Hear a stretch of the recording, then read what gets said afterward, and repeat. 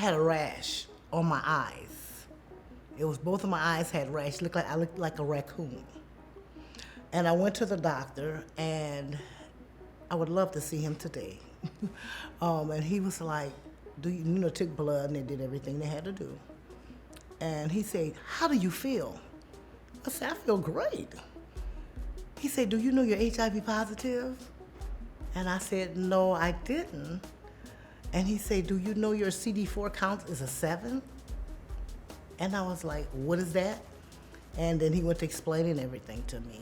And I was hospitalized. And that's when my kids came. And I had to disclose to them. I tell my grandkids I like to disclose it to them so they know not to have unprotected sex, because they're in their teens and stuff now, you see. They was like, "Well, Grandma, how did you get that?" And I said, unprotected sex. I have to be honest with them, It's important because it's reality. Just like I just said, it happens every day, and they have to know the difference. They have to know if you're gonna do this, you have to take care of yourself and protect yourself. From what the doctor told me, I was walking dead.